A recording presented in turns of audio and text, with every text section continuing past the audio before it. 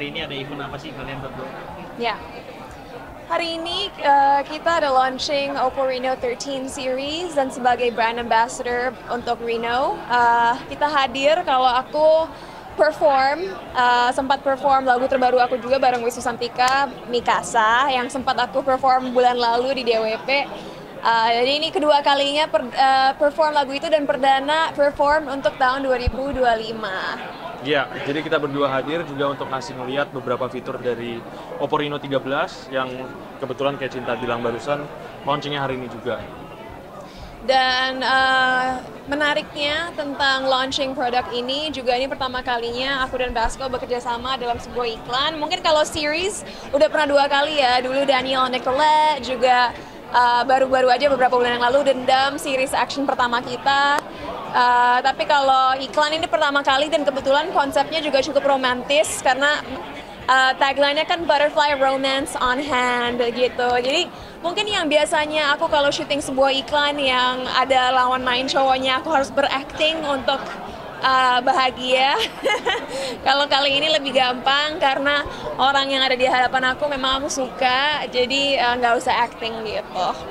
Tadi pada saat di atas panggung sedikit improvisasi di luar naskah. Ya. Kenapa tiba-tiba? Karena pas kok di depan kamu atau seperti apa?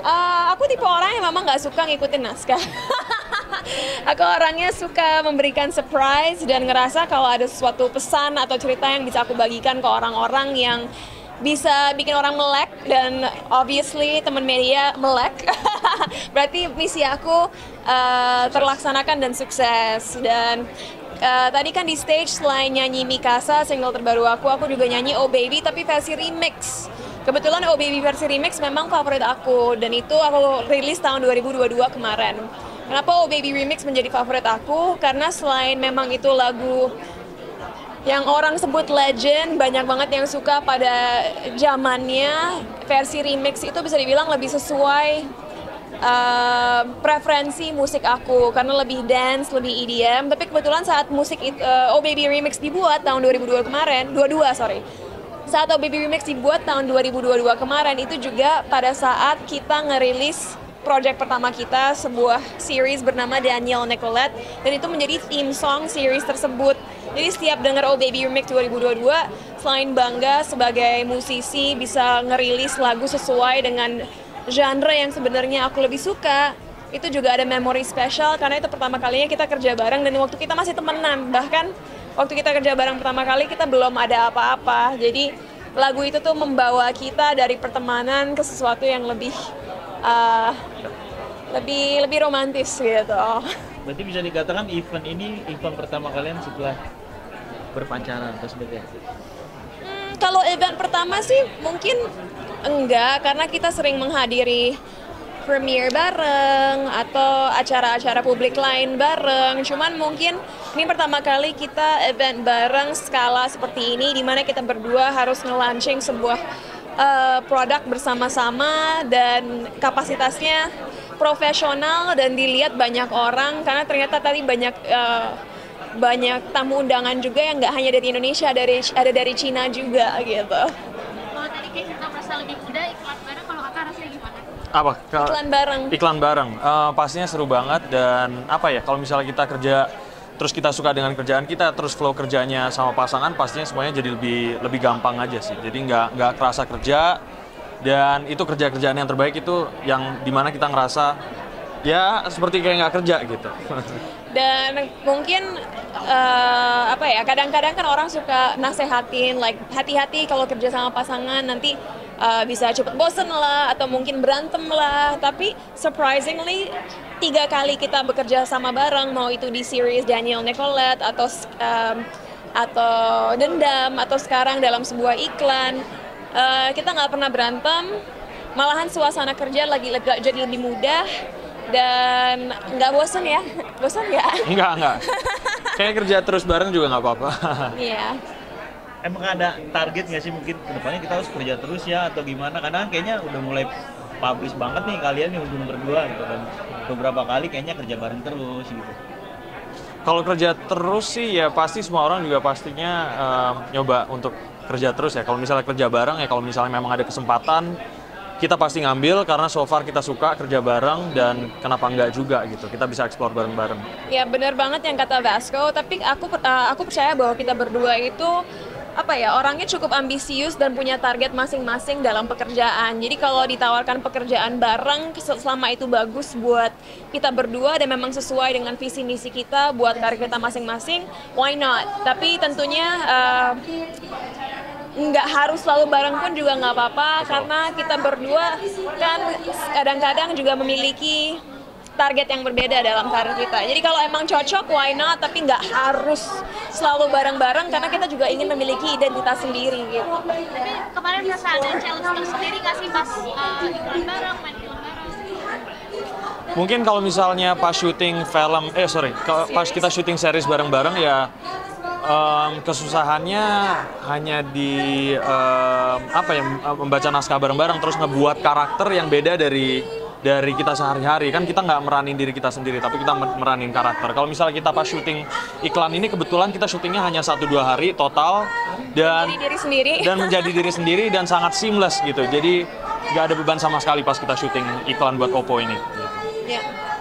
Cita, sedikit update dong, kemarin sempat posting Mas Spike itu gimana sih ceritanya mungkin? Ya, jadi aku punya 2 kucing namanya Spikey dan Pipo, dan lucunya dia setiap main ke rumah yang tadinya nggak terlalu peduli kucing, jadi sayang kucing kan? Ya lumayan. Nggak. Jadi suka banget sama kucing ya.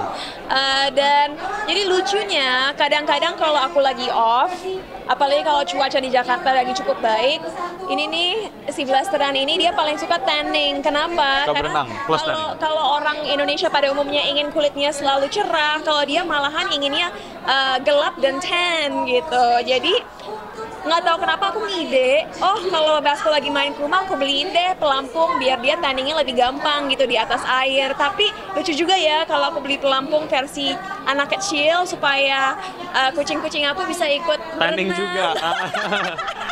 Karena aku tahu kucing nggak suka air, aku tahu itu. Tapi kebetulan kucing-kucing aku tuh playful banget dan punya kepribadian yang nggak takut. Jadi aku berpikir ya coba-coba aja kali ya. Akhirnya aku beli pelampung versi anak kecil 3-5 tahun. Nah saat aku coba-coba taruh Spikey yang paling kecil di atas ban, dia awalnya diem. Aku udah berpikir yes dia mau ngapung di atas air. Ternyata dia panik, dia loncat, dia masuk ke dalam air, hampir tenggelam. Aku angkat tapi saking paniknya dia nyakar-nyakar. Awalnya nggak apa-apa karena yang kecakar baru tangan doang. Akhirnya aku ambil anduk, aku selimutin dia dengan anduk, tapi dia nggak mau stay di anduk. Dia berontak. Akhirnya saat aku berusaha untuk bikin dia stay, dia keluar dan scratch, nyakar di atas bibir aku, dan itu tuh wound-nya kebuka dan aku panik karena di minggu itu juga aku ada acara di Shanghai di mana aku menjadi representatif Indonesia buat Bulgari dan ketemu Anne Hathaway, ketemu Yi Fei Lu yang berperan sebagai Mulan. Dan pengen prima dong, tapi ternyata untungnya bisa ketutupan make up dan dari aku kecakar aku langsung beli obat-obatan, langsung beli perban. Mau diulang nggak gara-gara lampu beda? Aman? Oke, tunggu. Nah, saat dicakar oleh kucing aku panik dong karena wound-nya terbuka dan aku ada job di minggu itu juga untuk keluar negeri ke Shanghai di mana aku bertemu Anne Hathaway dan juga Yi Fei Lu. Untungnya tapi di hari itu juga dia ngeliat aku nangis, kita langsung beli alkohol untuk bersihin bakterinya, langsung pakai obat-obat untuk meminimalisir bekas luka dan sekarang tanpa make up pun udah hampir hilang. Berarti pada saat mencoba itu Pasco lagi nggak ada? Lagi ada tapi udah ngapung di atas kolam berenang dan aku lagi ngetes taruh kucing aku di atas ban gitu. Berarti panik dong kamu Pasco? Dia nggak panik, dia diem aja, dia hanya yang what's wrong babe? Terus aku saat lihat kaca Nggak, jadi Cinta waktu itu pas dia ngeliat kaca tuh dia langsung mikir kalau lukanya tuh dalam banget. Padahal aku bisa ngeliat lukanya Cinta dan dari mata aku sih nggak sedalam itu ya. Mungkin dia memang ada ketakutannya sendiri karena dia tahu kalau besoknya udah mau berangkat ke Shanghai gitu. Jadi lebih takut lagi di situasi itu. Tapi waktu nangis kamu sedih nggak lihat aku nangis? Pastinya sedih. Sesedih apa? Mau jawabannya sedih banget. Kasian kan? Kasian dong pasti. Tapi trauma nggak sih Kak? Nggak mau lagi ngajak? Aku nggak akan pernah ngajak kucing-kucing aku berenang lagi, that's for sure. That was a stupid idea. Tapi aku ngerasa kucing-kucing aku itu punya rasa sedih dan juga nyesel sudah menyakiti aku, karena mungkin sejam 2 jam setelah itu terjadi, Spikey saat dipeluk kalem, diam, dia tahu dia udah berbuat salah terhadap mamanya gitu. Pas berubah nggak jadi nggak suka kucing lagi apa gimana? Enggak, aku masih suka kucing banget kok sekarang. Iya. Kebetulan karena sekarang Cinta udah punya Spikey dan Pipo, aku jadi tahu kalau kalau kucing itu punya kepribadian juga dan mereka memiliki sifat dan karakteristiknya masing-masing yang menurut aku menarik. Iya. Kak, dan kemarin kan sempat update kamu pakai make up yang film. Oh, Topeng Malangan. Nah, itu gimana sih? Oh. Film kamu dan di make upnya 1 jam lamanya gitu gitu. Oh, Terus masih ada kesabaran gak sih kalau iya. Jadi bersyukur banget kemarin film aku Panggonan Wingit 2 udah nembus di atas 1 juta penonton. Jadi pengorbanannya terbayar dan worth it. Dan ya memang karena film Panggonan Wingit 2 ini diambil dari diambil dari kisah nyata yang terjadi di Surabaya. Oleh karena itu budaya yang kita angkat juga budaya Jawa Timur, dan kebetulan di film itu aku dan yang berperan sebagai adik aku Kalista Arum, kita harus belajar tari Malangan yang berasal dari Malang.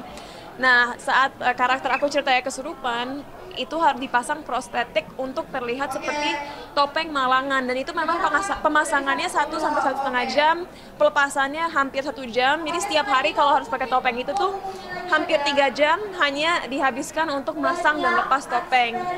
Walaupun memang nggak selalu nyaman buat aku saat kita ngambil project film, we just have to be professional, dan aku nggak ngerasa risih atau ribet karena itu memang bagian dari karakter aku, dan itu yang membuat filmnya juga unik, dan saat orang nonton tuh berpikir wow ini beda ya. Jadi kalau misalnya Luna waktu menjadi Susana aja bisa 8 jam di kursi untuk jadi Susana, atau di film Wicked di mana Cynthia Erivo menjadi Elphaba, dia di cat hijau dan pakai prostetik itu pun 4 jam 5 jam, ya 1 sampai 2 jam masang prostetik no big deal lah. Malahan aku beruntung nggak harus duduk selama itu di kursi. Ya. Berarti ini pertama buat kamu? Enggak, udah pernah. Aku pakai prostetik udah pernah beberapa kali, jadi udah tahu rasanya di molding mukanya dan pakai lem dan lain sebagainya di muka udah bukan sesuatu hal yang nggak familiar. Ini paling lama Kak? Apa sebelumnya ada yang lebih lama prosesnya?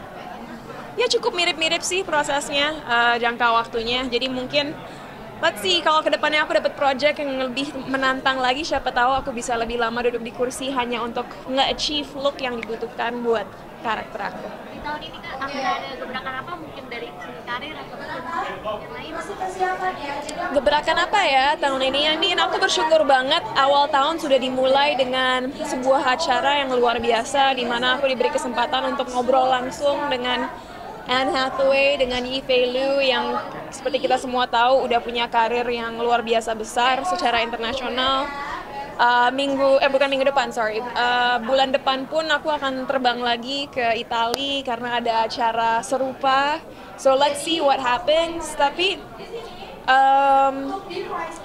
aku nggak pernah mau ngomong sebelum aku tahu kepastian, karena aku lebih milih untuk nge-surprise teman-teman aja. Jadi doain aja 2025 ini gebrakannya lebih luar biasa lagi daripada tahun lalu.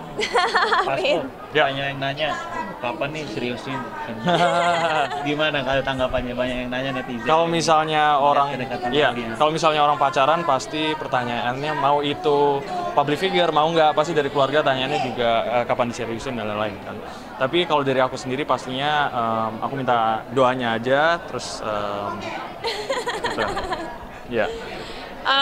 Aku rasa aku sama Basko punya prinsip yang sama. Tentu kita pacaran sekarang bukan main-main hanya untuk having fun aja ya. Kita berusaha mengenal satu sama lain, dan dalam 2 tahun kita pacaran tuh kita benar-benar berusaha mengerti apa sih prioritas kamu, apa sih value kamu, bagaimana kamu memandang A, B, C, D, E, itu kita percaya itu semua tuh harus kita ketahui tentang satu sama lain dulu sebelum kita ke tahap yang lebih serius, karena kan bahaya juga kalau kita ke tahap yang lebih serius tapi ternyata kita tidak mengenal partner kita segitunya, nanti malah permasalahannya datang saat udah serius, itu kan bahaya. Mendingan semua udah diomongin sekarang, semua perbedaan, semua kesamaan kita ngomongin sekarang supaya kalau suatu hari nanti masuk ke jenjang yang lebih serius, kita bisa meminimalisir apapun masalah atau kejutan-kejutan yang ada ke depannya.